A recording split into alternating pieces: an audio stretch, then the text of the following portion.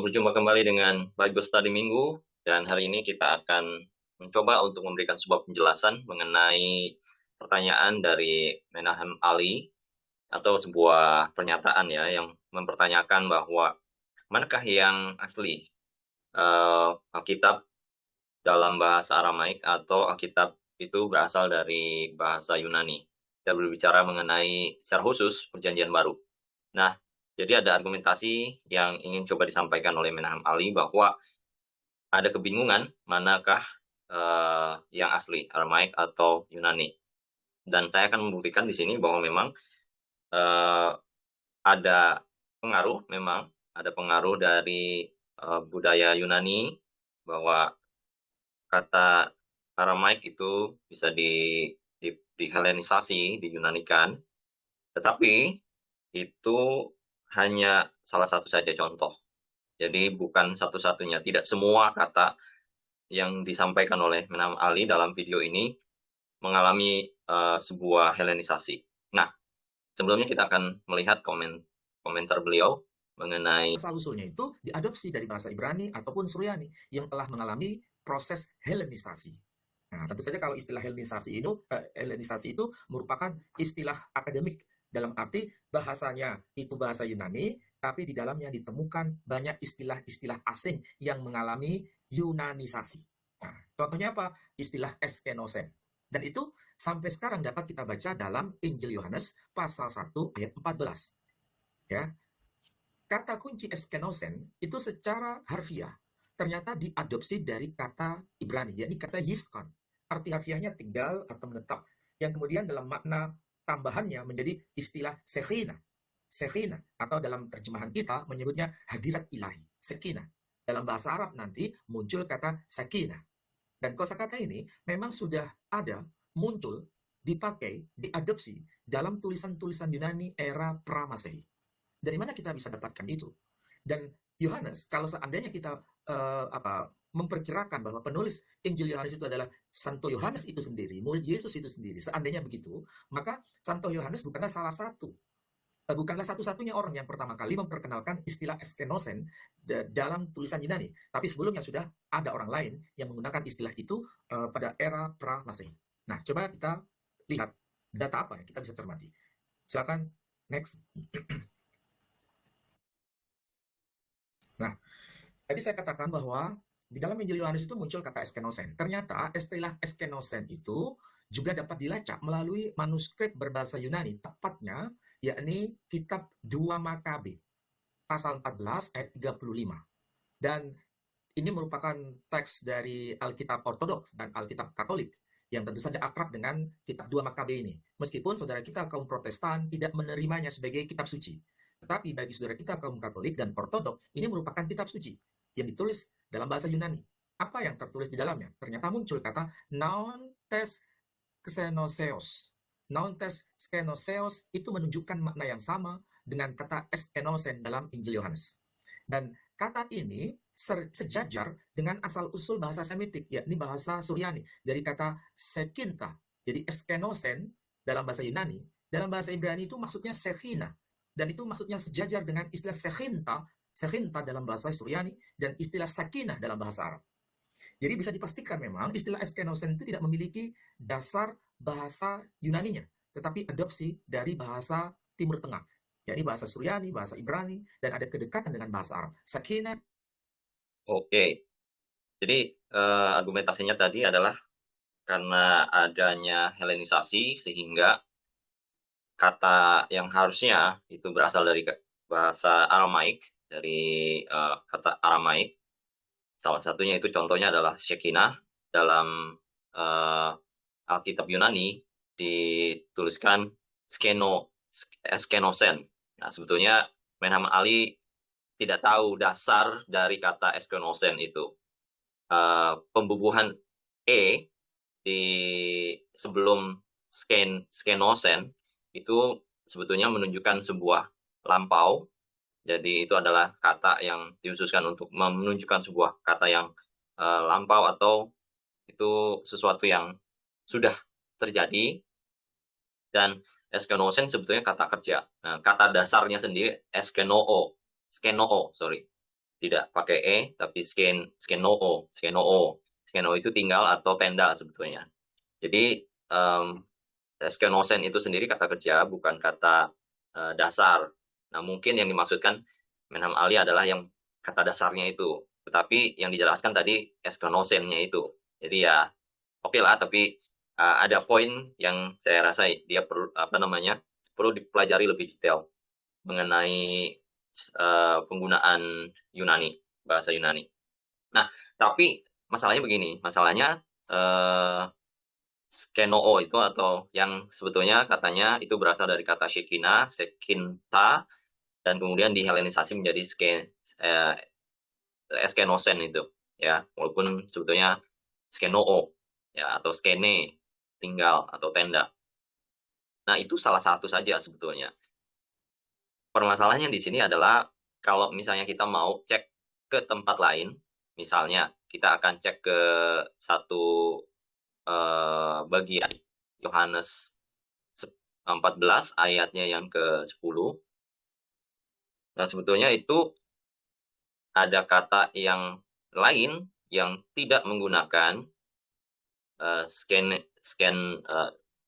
skenoo atau skenosen. Nah, kalau di dalam bahasa, ini kita lihat dalam bahasa Indonesianya dulu ya. Tidakkah engkau percaya bahwa aku di dalam Bapa dan Bapa di dalam aku? Apa yang aku katakan padamu, tidak aku katakan dari diriku sendiri, tetapi Bapa yang diam di dalam aku. Dialah yang melakukan pekerjaannya. Kata diam di sini, ya di sini, kita akan lihat ke atas, ke bawah. Saya pakai, kita ganti dulu. Oke. Nah, ini mungkin lebih enak begini ya. Oke, kata diam di sini, yang diam di dalam aku, diam. Kalau di Yohanes 1 ayat 14 tadi kan berdiam, atau diam juga sama sebetulnya. Jadi di sini pakai kata meno, bukan skenoo, tapi meno. Ya, jadi ini betul-betul bahasa Yunani dan tidak ada bahasa serapan atau helenisasi dari bahasa Aramaik. Nah, itu yang pertama. Nah, yang kedua adalah saya ingin mengoreksi ya, karena meluruskan lah, bukan mengoreksi, tapi meluruskan apa yang dikatakan oleh Menham Ali mengenai Dua Makabe. Dua Makabe itu sebetulnya buku yang dianggap oleh gereja mula-mula bukan tulisan, bukan Alkitab, bukan kitab suci, tetapi dimasukkan ke kanon. Nah, dipanggilnya, disebutnya itu bukan kitab suci, tapi Aga Genis Komena. Artinya apa? Artinya buku yang layak dibaca, tapi bukan kitab suci. Ya. Nah, mungkin perlu diluruskan juga kalau misalnya di Protestan tidak mengakui tulisan Dua Makabe ini sebagai kitab suci. Roma Katolik dan juga Gereja Ortodok juga tidak mengakui itu sebagai kitab suci, tetapi sebagai buku yang bisa dibaca atau layak dibaca karena memang ada kesejarahannya secara khusus di situ. Jadi tetap tidak mengakui Dua Makabe itu sebagai kitab suci. Itu perlu diluruskan ya.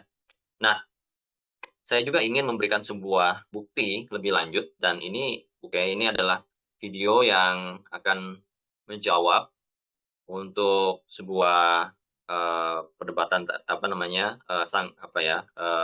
argumentasi dari Menham Ali. Nah, dia ini mencoba untuk mencari sebuah keterangan sebetulnya mana sih Alkitab Perjanjian Baru ini ditulis dalam bahasa Aramaik atau bahasa Yunani. Nah, kita akan lihat ya. Jadi dia bertanya pada profesor di Yerusalem dan dia bertanya dan si profesor itu memberikan sebuah jawaban dengan dua kata kunci yang menjelaskan bahwa itu sebetulnya bahasa Yunani awalnya. Jewish speak, we call it a bris. And that's because the Hebrew letter tav, when it has a dot in it, is a t. When it doesn't have a dot, it's a th, or in some dialects, s. So brit breathe, breathes. It's the same word, different pronunciations of Hebrew. So the word is brit or bris, like I had my bris on my 8th day, the covenant, the circumcision in that case. Genesis 6:18 says, I establish my covenant with you. The Greek word, and I'm showing you here, let's show it on the screen. The word is diatheke. Diatheke is the Greek word for covenant. Mhm. Aramaic has a perfectly good word for covenant. The Aramaic word for covenant is kiyam. Comes from the Hebrew word, the Semitic root lakum, lahakim, to establish. That word also appears, a form of that in the Hebrew connected to covenant. But the actual word for covenant is brit, and you say lahakim brit, and so Aramaic takes that and it's kiyam. That's the word for covenant. So if you looked in let's look at the Targum. That's the ancient Jewish translation of the Tanakh. Mhm. And there in the very same verse, Genesis 6:18, it says, "V'akem yat kiyami," and I established my kiyam, my brit, my covenant. Okay. Okay. If you looked in the Pshita, if it was a translation, or sorry, if it was the original Aramaic, you would expect the word kiyam to be used all over the place Yeah, as the what word for we're talking covenant. about, like In the New Testament. right? New Testament, Right. Matthew, etc. Right. Now, okay, so Matthew 26:28, I'm just using a verse here that has the word covenant. That says, Yeshua says here, for this is my blood of the covenant. Okay, so in the Greek has for covenant has diatheke, same word as in when it translated brit in the Tanakh. Mhm. So we have Hebrew Okay. brit, Aramaic kiyam, Greek diatheke. What do you think you have in the Pshita? The Pshita is Aramaic. Some people say it's the original Aramaic that Yeshua spoke. Surely you have the word kiyam, the Aramaic word for brit, Yeah, and that would be a of course. great word because also you get from that the word lakum, which means to rise up. So if the Oh. word covenant were connected to rise up, and Yeshua is saying this is the blood of my rising up of my covenant, that would be a powerful message. Mhm. But in the Pshita, you don't have kiyam, you have diatheke. Let's say it's Greek. It's the Greek word for covenant. So I'm sitting there with In this Aramaic. In Aramaic, I'm sitting here with this professor of Hebrew University and saying, how can I know? I can't just take your word for it. People say the same thing about Hebrew Matthew. Show me definitive proof. And he Oke, jadi sebetulnya apa yang dia sedang ingin sampaikan adalah kata kata perjanjian itu di dalam bahasa Ibrani itu brit dan di dalam bahasa Yunani diatheke dan harusnya di dalam bahasa Aramaik itu kiyam. Nah, kalau di Targum memang ditulisnya kiyam perjanjian itu. Jadi kata perjanjian. Tetapi di dalam Pesita atau Alkitab Perjanjian Baru dalam bahasa dalam tanda kutip Aramaik itu ditulisnya diatheke. Jadi itu sebetulnya berasal dari kata Yunani yang ditulis di dalam bahasa Aramaik atau Pesita di situ. Nah, itu berarti menunjukkan bahwa Pesita itu memang berasal dari bahasa Alkitab bahasa Yunani. Nah, kita akan teruskan menonton supaya kita menemukan satu lagi kata kunci yang menunjukkan autentikasi atau originalitas dari bahasa Yunani sebagai bahasa Perjanjian Baru. shows me this, and I'm like, so we're done. I said, okay, I need a second witness. He gives me a second piece of evidence, and this was a long conversation. I'm not going to bring all of it. Second witness, he says, okay, Nehemiah, what's the Hebrew word for law? I mean, we were speaking in Hebrew. He didn't actually say that. He said in Hebrew, the word for law is Torah, obviously. The word in Aramaic is oraita. It's a very common word in Jewish usage. Oraita is the word for Torah. It's from a similar root. Perfectly good word for Torah. What do you have in the Greek word for Torah is actually we have in English, nomos. Nomos. Mhm. Nomos. And for example, you'll say antinomian is someone who's against the Torah, against the law. Antinomian, anti-Torah, antinomos. So what is the word we have in the Pshita, in the Aramaic, which according to some people is the original Aramaic that Yeshua spoke, where scholars say it's a translation from Greek? He says the word is nomosa. What? Nomosa. Nomosa. The Greek word is written in Aramaic letters in the Pshita. So Oke, jadi kata yang kedua adalah Torah. Torah itu dalam bahasa Ibrani atau hukum ya dalam bahasa Indonesianya atau ya hukum atau dalam bahasa Inggris law.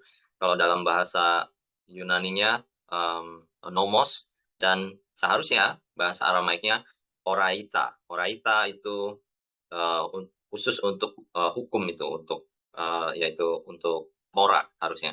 Tetapi ketika dilihat di Pesita atau Alkitab Perjanjian Baru bahasa Aramaik, ditulisnya itu adalah nomosa. Nomosa itu berasal dari akar kata tadi, Yunani, nomos. Nomosa. Jadi itu bahasa Yunani ditulis dalam bahasa tulisan Aramaik. Jadi ya itu bukti yang kedua bahwa memang bahasa Yunani adalah bahasa yang original yang ditulis pertama untuk menjelaskan mengenai hal-hal yang terjadi dan kemudian disalin ke Aramaik.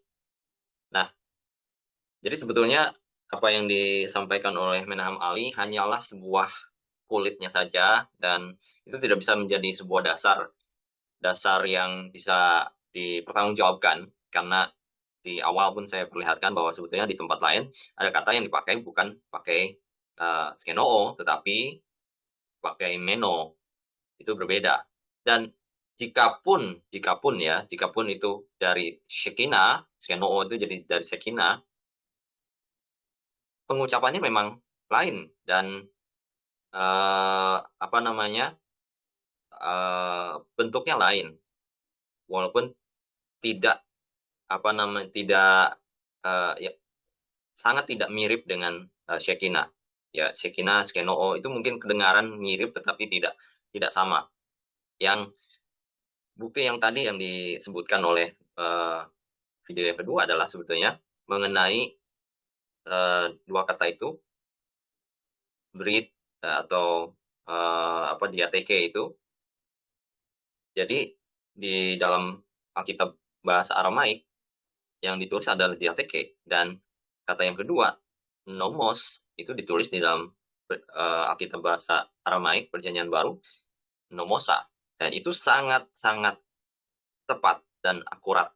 Jadi betul yang dari Yunani disalin atau ditulis di dalam bahasa Aramaik. Nah, itu jelas ya. Jadi saya mempertahankan di sini bahwa Alkitab Perjanjian Lama Perjanjian Baru ditulis dalam bahasa Yunani, kemudian disalin dalam bahasa Aramaik. Nah, itu adalah sebuah argumentasi. Tetapi yang mungkin saya ingin tunjukkan satu video yang mungkin ini bisa menjadi sebuah otokritik, juga mungkin bertanya, karena memang ada kata serapan yang ada di dalam Al-Quran berasal dari kata Aramaik. Nah, ini perlu kita tahu supaya kita bisa lebih mengerti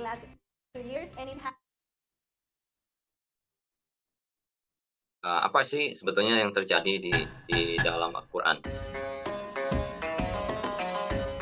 Hello and welcome to the 3-Minute Quran Study, a place where we sort facts from fiction. In the last video, we saw how many biblical names found their way into the Quran via an Eastern dialect of Aramaic. Today, we want to continue looking at Aramaic words in the Quran as they were identified by Alphonse Mingana.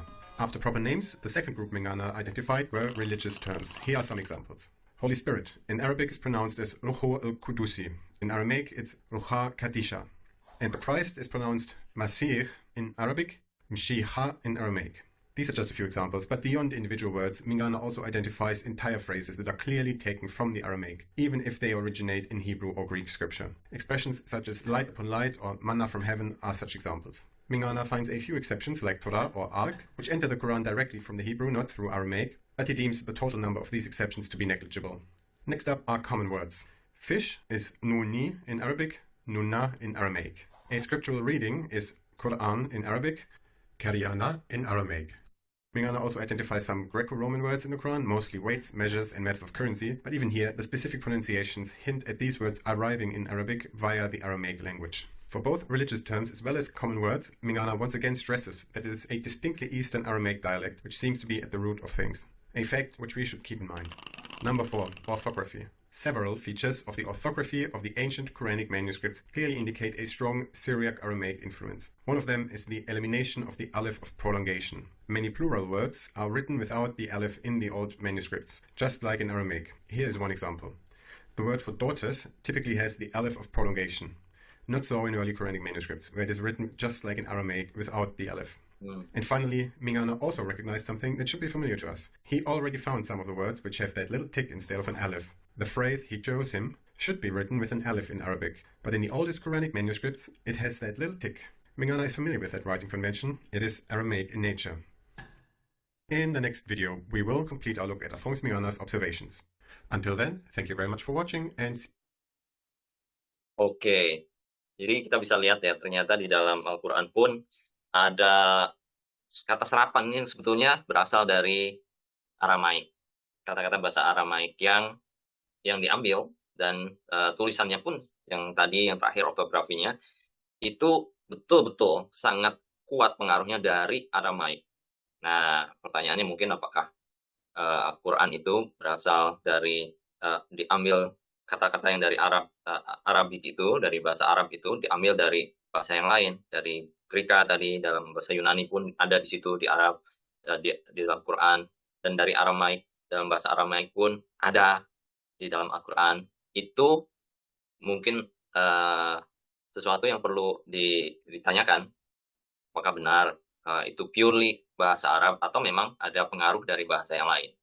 Nah, jadi ini perlu untuk kita sadari, dan kiranya sesi ini atau video ini bisa membantu kita memahami lebih luas, lebih jelas mengenai perbedaan antara Alkitab dan Quran, dan bagaimana kita bisa menilai sebuah bahasa secara linguistik dan secara komprehensif. Kiranya Kristus yang adalah juru selamat kita, menyelamatkan kita dari kesesatan. Sekian.